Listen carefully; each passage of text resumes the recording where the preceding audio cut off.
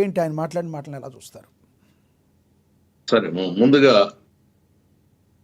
మిత్రులందరికీ, ప్రపంచంలో ఉన్నటువంటి తెలుగు బిడ్డలందరికీ హృదయపూర్వక 43వ తెలుగుదేశం పార్టీ ఆవిర్భావ దినోత్సవ శుభాకాంక్షలు తెలియజేస్తూ, పేర్ని నాని గారు మంత్రిగా పనిచేసినటువంటి నాయకుడు, అసెంబ్లీలో ఒక పార్లమెంటు సభ్యుడు గాని శాసనసభ్యుడు గాని మాట్లాడాలంటే ఎవరైనా మాట్లాడిస్తారా?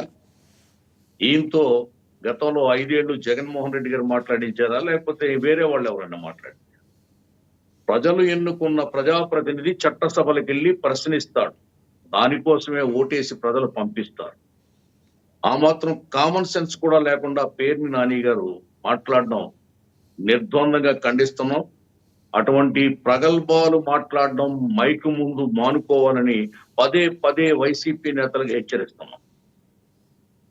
ఈవేళ ఢిల్లీ స్కామ్ నీటి పుట్టంతైతే ఆంధ్రాలో జరిగిన లిక్కర్ స్కామ్ సముద్రం అంతా, సముద్ర జలపాతం అంతా, అగాధమౌ జలనిదంతా 22,000 కోట్ల రూపాయల స్కామ్.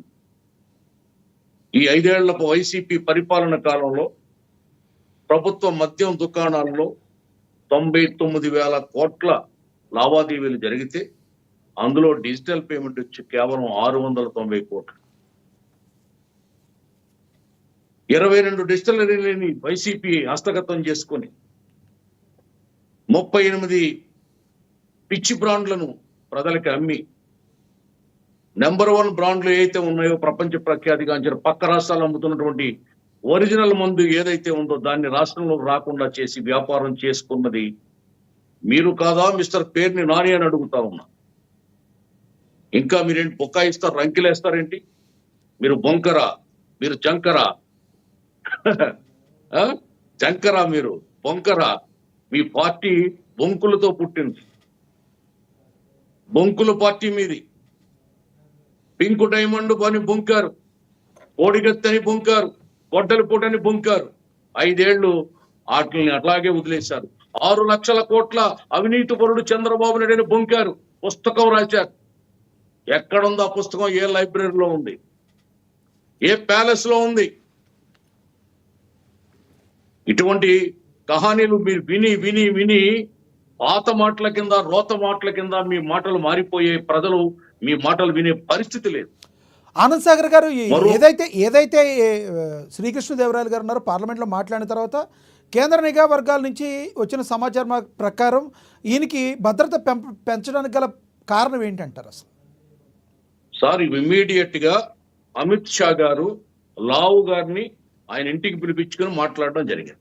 సమగ్రమైనటువంటి పేపర్స్ అన్ని కూడా అమిత్ షా గారికి లావు గారు ఇవ్వడం జరిగింది.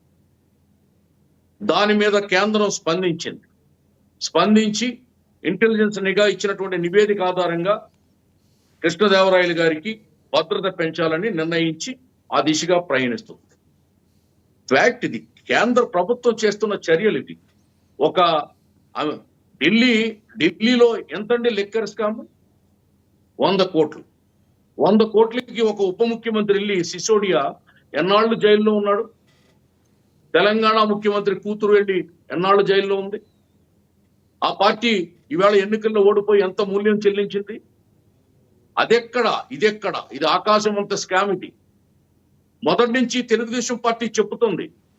మద్యం పాలసీ ఓటకం, ఉచిత మద్యం అని చెప్పి ప్రజల్ని వంచి గెలిచిన తర్వాత వాళ్లే సొంత డిస్టిలరీని స్థాపించి ఉన్న డిస్టిలరీని కైవసం చేసుకొని వ్యాపారాలు చేసుకున్నారు వాళ్ళ నాయకులు, వాళ్ళ మంత్రులు, వాళ్ళ ఎమ్మెల్యేలు, వాళ్ళ ఎంపీలు.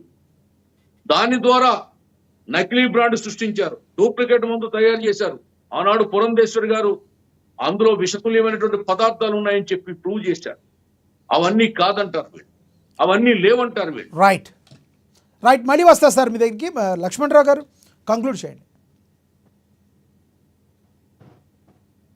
లక్ష్మణరావు గారు మాట్లాడండి. లక్ష్మణరావు గారు 2017 నవంబర్ 26న